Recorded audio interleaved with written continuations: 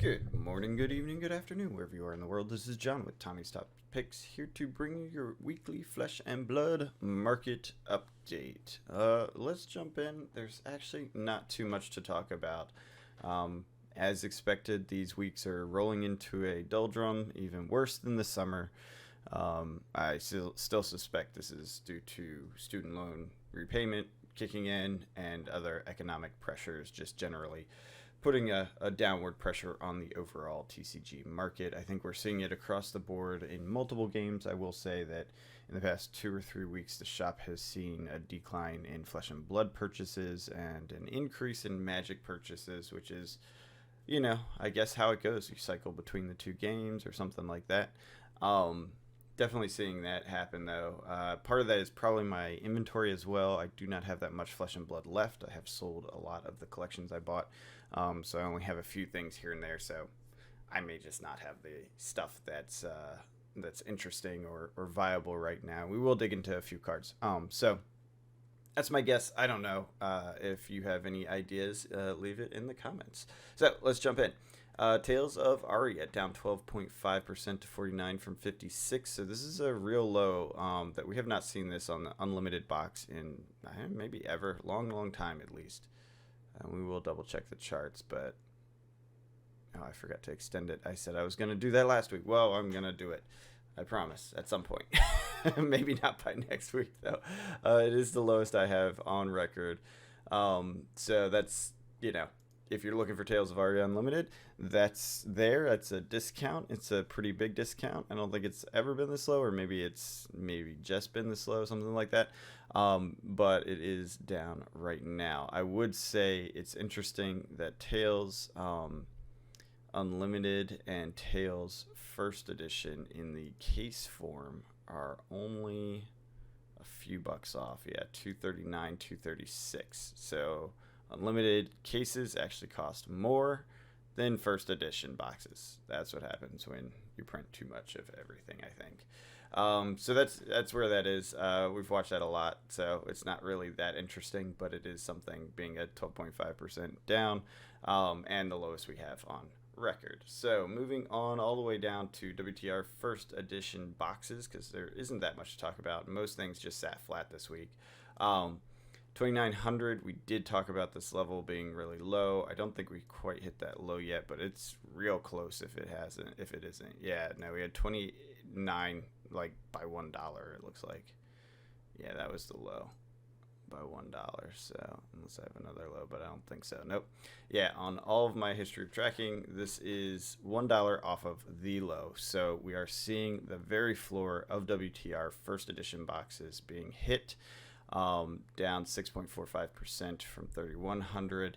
I would say that this is probably worth actually keeping an eye on. One of the things, we've talked about this in the past, if you have the capital and you've paid off your debts and you paid off your credit cards and you're not putting yourself into financial trouble, if you have the capital, during times like this is the best time to buy. I'm not saying buy right now. I'm saying while this downward pressure continues.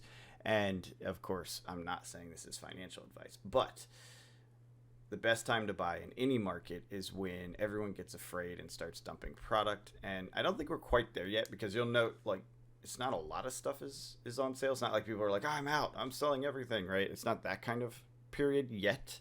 But as these prices continue to decline, some people will get desperation in their eyes. They will freak out, especially if they saw this as a capital investment for a short-term period and thought it would do nothing but go up. Watching prices drop for a long period will eventually psychologically get to people, and they'll sell their whole collection at a loss, just trying to claim whatever they can out of the value. So anyways, at that time is the best time to be purchasing. So we'll see how that plays out in the long run, but I think we're about to reach that with this WTR point. I'll be surprised if this stays low for too long. Doesn't mean it can't. Hobbies change, life changes, post-COVID world, etc. But just because it is so rare, it's just kind of one of those things that it's going to be surprising to see it stay low for too long. Monarch up 102 from 95, 7.37%, the one shining star in our day. Yeah, it's just back to normal. So it's just a reversion to the mean from 2 weeks ago. I'm not sure why it would pop, other than just reversion to the mean. There's no big draw to it. Maybe I don't know. Maybe Bright Lights released something. There's been a bunch of cars that have been released. Maybe Bright Lights released something that helps it. I don't think so, but that doesn't mean I'm right. All right, moving on to Everfest, down 11.86% to 52 from 59. I think we've seen this price before. We've seen close to this price before.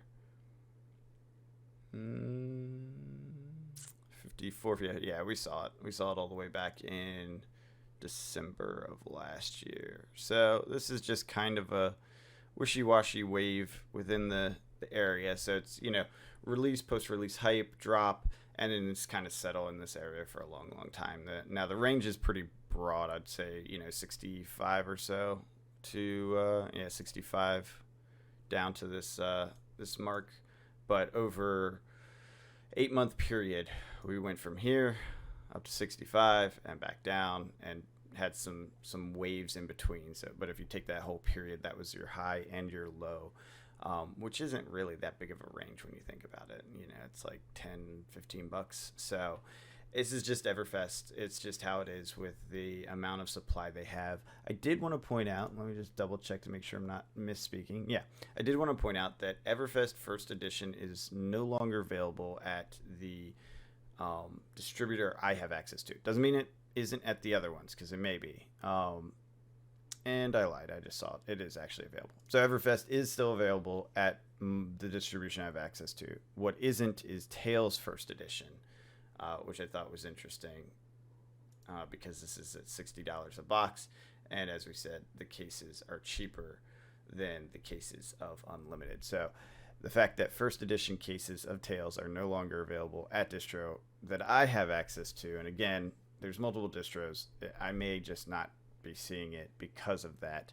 But basically, anything First Edition, Everfest is the oldest First Edition. Let's put it that way. Everfest is the oldest First Edition that is still available at distro as far as I can see. Boy, I'm glad they didn't release Unlimited last September. Was it last September they said they were going to release it? I think it was a year ago, actually. Yeah. Wow. Yeah. Glad they didn't release it then. So supply is still plentiful. Monarch Unlimited still exists. Tales Unlimited still exists. And then all the newer stuff, all the post 2.0, Uprising, Dynasty, Outsiders, etc., are all still at distro. But anything older than that, so any of the older Unlimiteds, they're gone. So we're talking these ones, right? And then any of the First Edition from here to there. No. Yes. Monarch, Tales. First is not available either. Yeah. So down to here. Yeah. So these are the items that are no longer available at distribution. So their prices should reflect that, and they currently do not, if you ask me. Basically, you do see a jump, usually like with a Pokemon or a Magic set, you do see a jump post out of print, and they've been out of print for a while. So system has to clear out, does take time, but it's been quite some time for some of them, and I do feel that will happen eventually. We are looking at a period of consolidation on prices, especially because of the fear factors involved, but we will see how this plays out, and we'll keep an eye on it. We'll look at the charts. But let's jump into some cards real quick.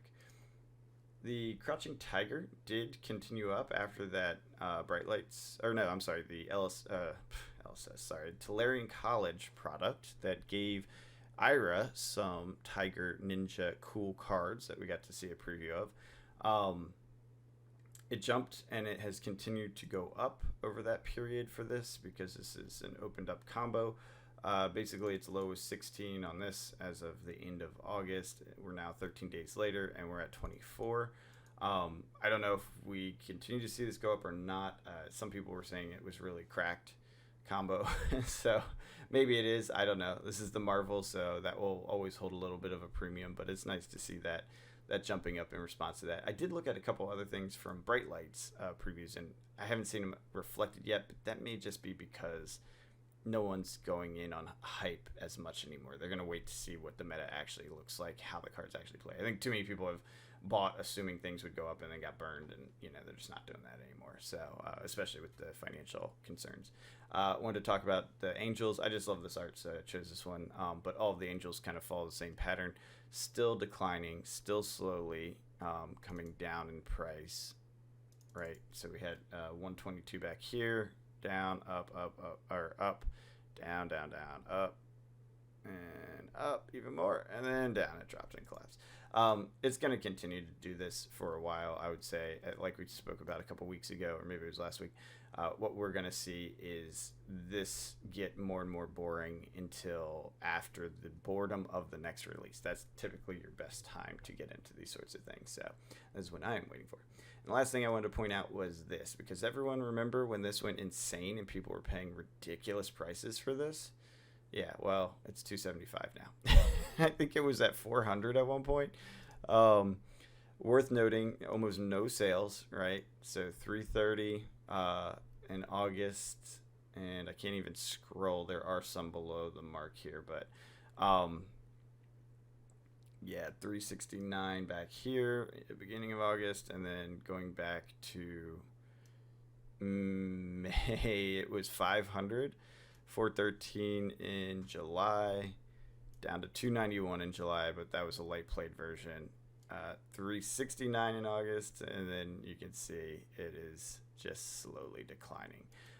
So that madness is, I guess, reverting to the mean. We don't have a whole lot of sales history. There's not a whole lot of copies left, but they're also not moving. So just note, they are just not selling at all. Oh, that's a first edition, or the cold foil. So thought that was interesting to point out. Saw that pop up on the best-selling first 2 pages or so. So I guess it's because it just sold one recently. So it counts as best-selling because of the price of it.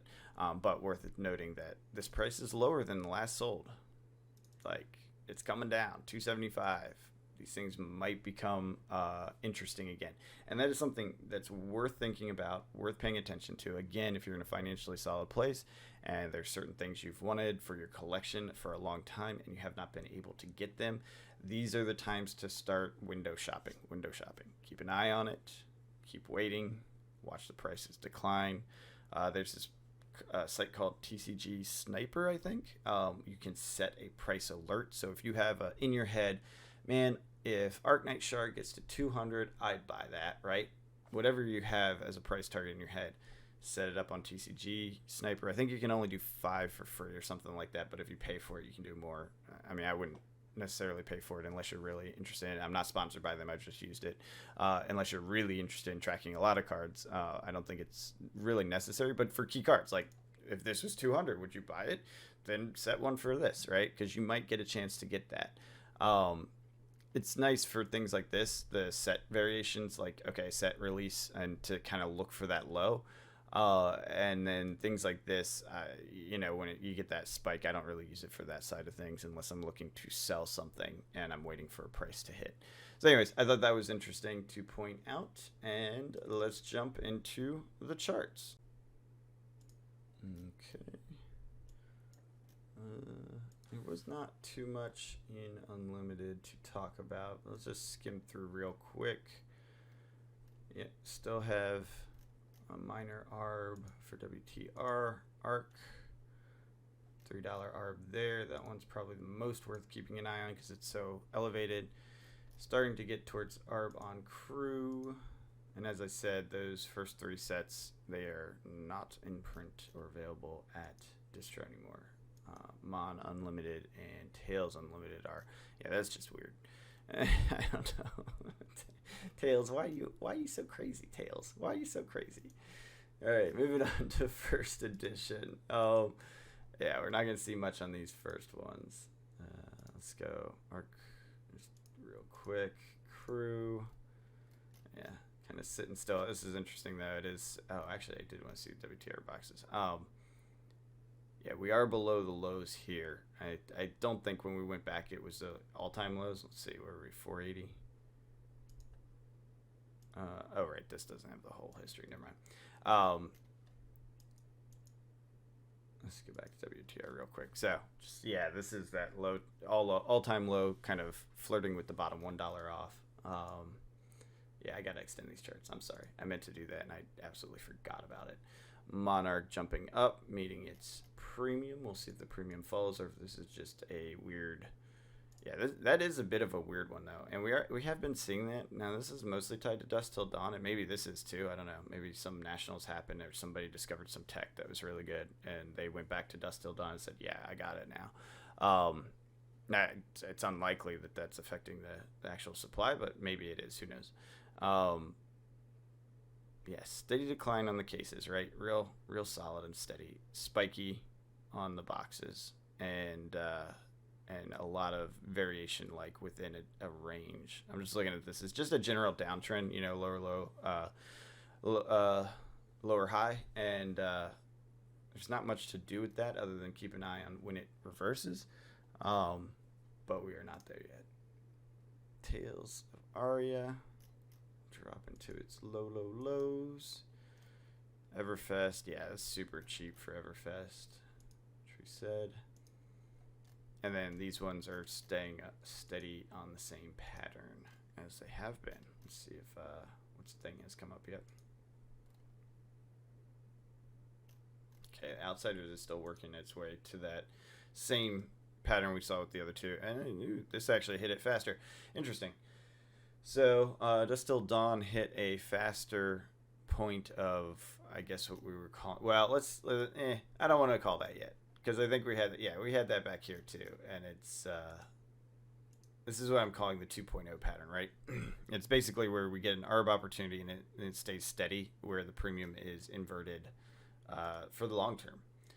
And we've seen that, like, we get this instability and then it just kind of settles into that spot. We've seen that for a while. Dusk Till Dawn looks like it's hitting it earlier than Outsiders, but I don't want to say that because it's too soon. I mean, Outsiders hit it and then didn't hit it, and then now it destabilized. So yeah, I think we'll just wait on Dusk Till Dawn calls because it's a little early on that anyways. Let's wait post bright lights at least. Anyways, sorry, just kind of rambling to myself about charts. I thought it was interesting. Sorry that this is kind of a boring week, not a whole lot going on. And do keep an eye on those cards that you have been yearning for a long time. If you are in a financially safe position and can do that, you'll see the time to do that over the next months. Call it next 3 to 6 months period, assuming no major changes in economic outlook. I don't predict that. Just on a macro level, we are seeing a lot of different negative factors kind of pile up, and eventually something's going to break the camel's back, and we'll see a pretty large drop, I think, in stock markets and things like that. Now, that said, a broken clock is right twice a day, and I've called this for a while. I was hoping it would happen quickly with the first Fed tightening. It did not, and I think I talked about it back then, so hopefully you guys that are listening understand why, because a fast crash is a fast recovery. This is a slow grinding crash, which can lead to bad situations such as stagflation. I don't think we're at the point of calling that yet, because it does not feel like it's there yet based on the economic data out there, but it could evolve into that, and if it does, that's a long grind and will be painful for all sorts of speculative assets, which is kind of the goal. I don't know if they want a long grind. I don't think they're trying to get to stagflation, but they do want to get speculative assets deleveraged, out of liquidity, to the point where there isn't this madness in prices on all sorts of things, which makes sense. That is the idea, is to stabilize the economy. It will build up again. It does. It just takes a long time, and that's why a flash crash is preferable, because it can pull a lot of money out of systems quickly, but then it does end up kind of back to the steady growth phase. It just slows down. Now, the reality is we've had the 2020, and I feel like there's at least one more flash crash in the recent years, call it decade, and the markets did not cool off after that. They just went right back to roaring up at too fast a pace. This may be the intention with the Fed, is to kill that hype for buying the dip. And if that's the case, then it will be a long grind and we will see some pain. And during those painful market periods is the best time to basically acquire assets of all speculative nature. So, anyways, none of this is financial advice, but it is one of those things that I look at and like to take advantage of if possible. I like to buy things that I like to speculate on. I do speculate on cards. It is a minor portion of my portfolio, just so everyone out there is fully aware. I want to be transparent. I think I saw something by Bronson, like, be transparent if you're talking about financial stuff. Well, transparency is I do buy a lot, as you've seen on this channel, but, sorry, excuse me. But it is a minor allocation of my total assets. For real estate, I have multiple equity accounts. I have savings. So I am not putting my life on the line with this stuff, and I never will. You shouldn't. It's not that type of asset. And honestly, speculative assets should not be the thing that has everything in it. Despite what crypto bro crazes will tell you, and I am a crypto person. I've been in for a long, long time. But I've never been in all in. I never bet the farm. Also didn't become a billionaire from it, but that's okay. I'm perfectly comfortable where I am. I don't need to be a billionaire. Anyways, I hope you guys enjoy this content, and if you do, leave a comment, hit the like button, subscribe, do all those things, and as always, I appreciate the comments. I do enjoy reading them and getting back to you. So leave a comment. Until next time, have a good one.